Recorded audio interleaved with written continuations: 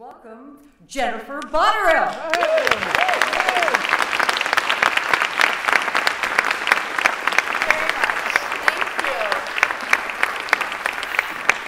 Thank you very much. Hi everyone, I hope everyone's doing well. I am very happy to be here with all of you, and it's nice to see lots of smiling faces. I hope you've enjoyed the morning. I'm sure there's been lots of great stories. And for me, it's just an honor to get back, I think, from Vancouver. And for us, I mean, the whole experience there, I mean, it truly took our breath away. I think leading up to it, for us, it was an intense process in terms of the training, the demands. I mean, if they had given us our schedule, I think, beforehand and said, this is the amount of training that you're going to do in terms of volume and intensity, I think we would have said it's near to impossible. But for us, the whole year, I think, was about pushing our limits and doing more than we ever thought possible. And I think we thought, leading up to Vancouver, that we knew that this was going to be a pretty special experience in terms of the energy that Vancouver was going to create. But for us, it was so much better, and it was so much bigger. There was so much more enthusiasm that everyone in this country showed.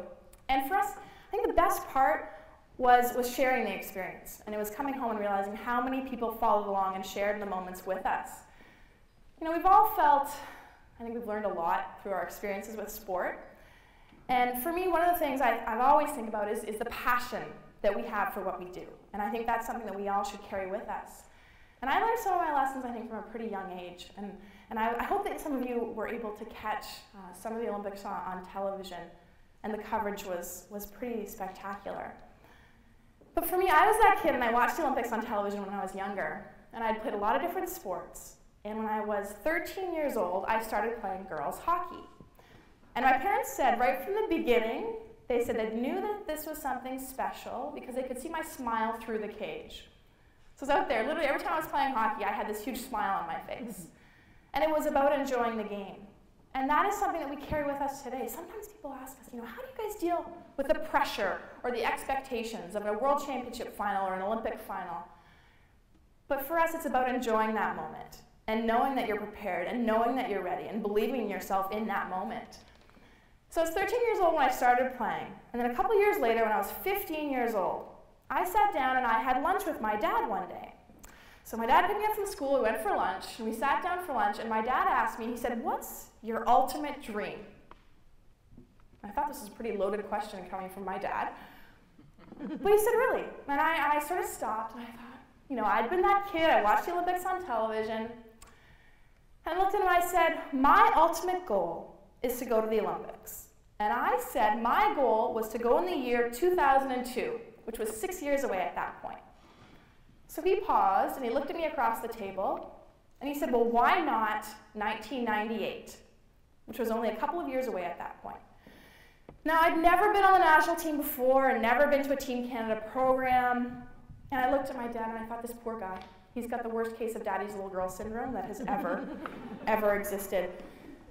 And then he said, "No, really." He said, "If someone else is going to be on that Olympic team playing hockey for Team Canada in 1998, why can't it be you?" Now, I will admit I was not convinced by the end of the lunch hour that it was possible, but I left the lunch and I thought, you know what, maybe there is. Even just a small possibility that I could make that team. And then I thought back to one of my coaches when I was younger, and we had sort of a theme for the year. And our theme was to never have to say, "I wish I would have." Right? If you just think about it, the whole idea of having no regrets, of doing everything that you possibly can to reach your goal and to reach your dream. So I decided I didn't want to look back and say, "Oh, you know what, I wish I would have done something to try to make that Olympic team." So I set a few goals for myself. It was about short-term things, doing something every single day, whether it was my skating, my fitness, or maybe being the best teammate that I could be to support the people around me.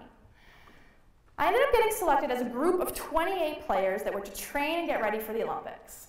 However, the final roster for that 1998 Olympic team was 20 players.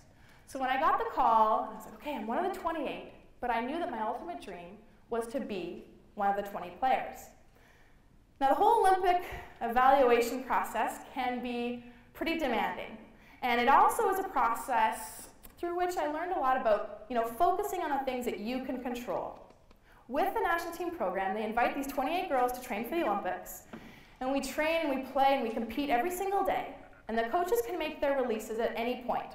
So any day, any week, any month, they can narrow down the team. So it's sort of the ultimate in not worrying about the outcomes, but thinking about, you know what, being your personal best every single day.